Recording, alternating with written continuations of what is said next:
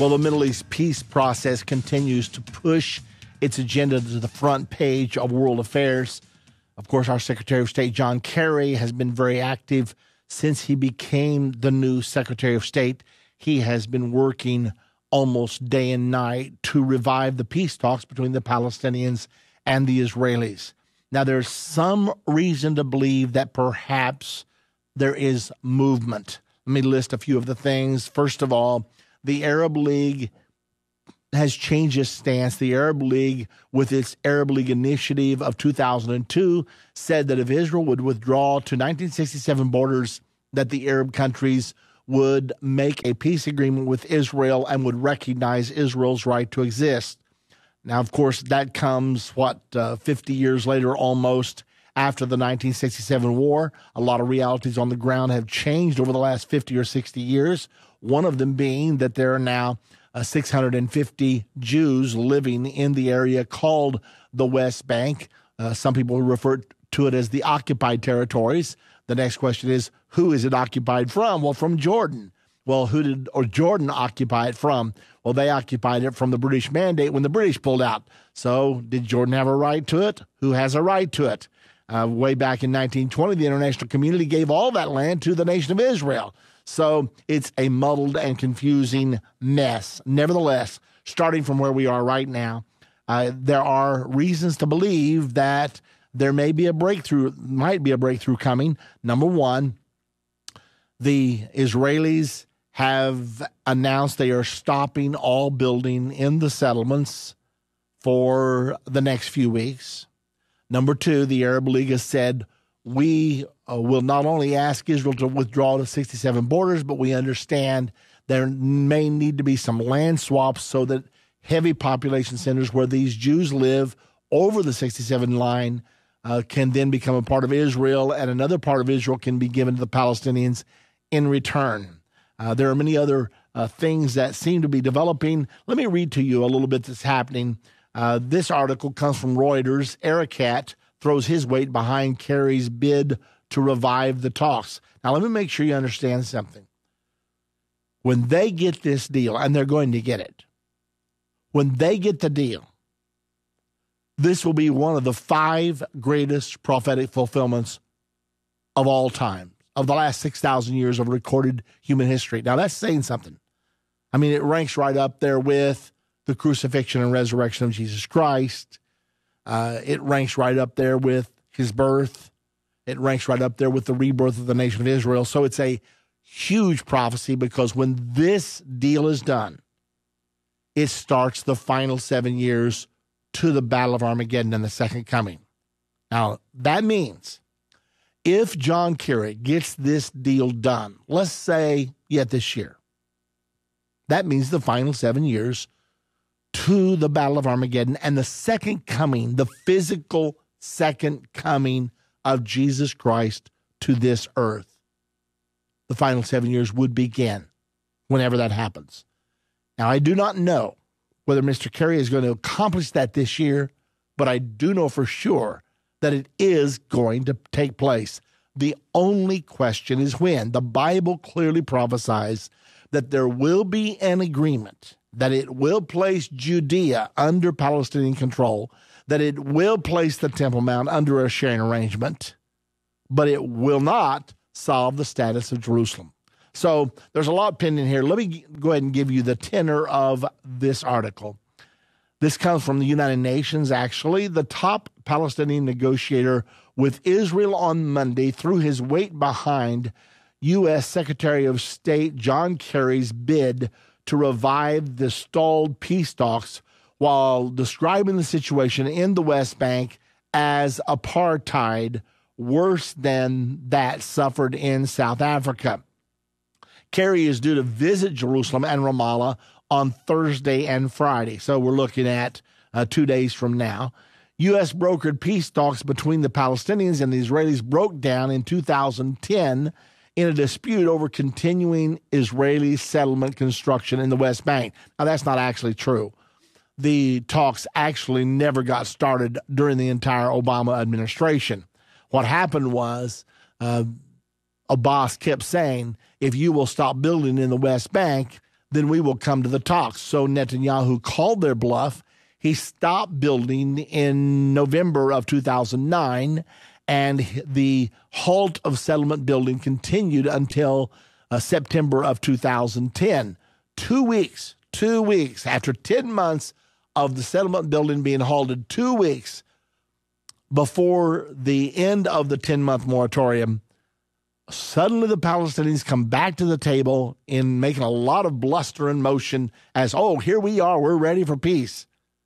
However, they start talking, and they barely have a few meetings when it comes time for the moratorium to be stopped. And of course, Abbas said, oh, if you begin to build in the settlements again, we're leaving.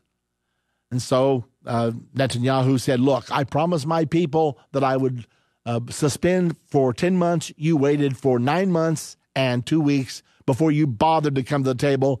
Sorry, we're not renewing it again. If you don't want to talk, that's fine. So anyway, sure enough, they started the settlements back up again.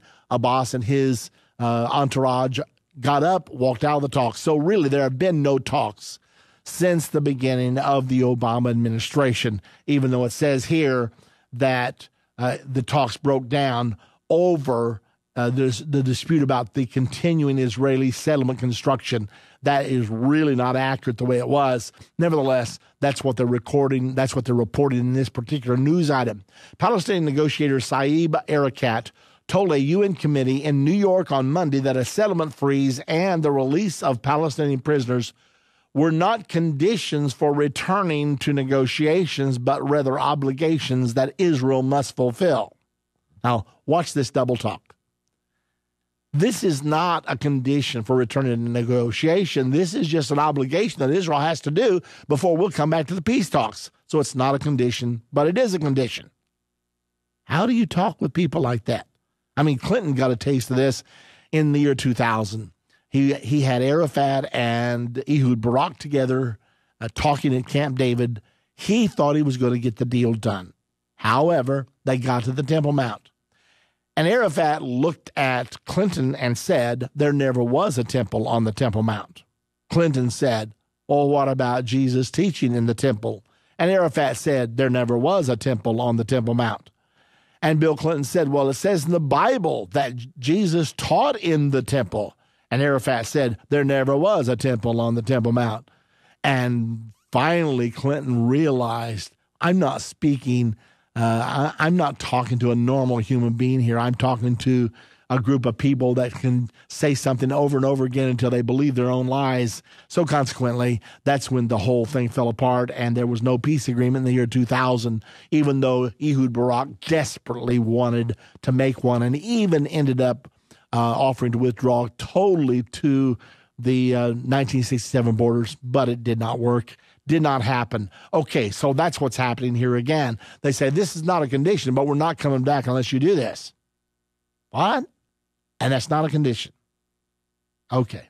Well, I guess when is a condition not a condition? When they say it's not a condition, I guess that's the way you look at that. Nevertheless, it is double talk to say the least.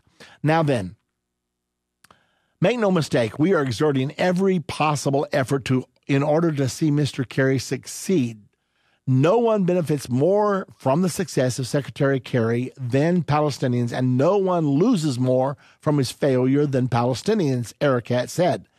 He said that in the past 2 months, Kerry had met with Palestinian President Mahmoud Abbas 5 times in 2 months. And met with Erekat 3 times, and that the 3 spoke by phone almost weekly. Mr. Kerry is keeping things close to his chest. He likes to work very, very below the radar and grow things like mushrooms, Erekat said. We did everything in order to enable him to succeed. He is not going to wait for years or months, actually, because, as you know, we've said on this microphone before that apparently Kerry has said we want something done by June the 7th. So is it going to be done? Here we are. This is May the 21st.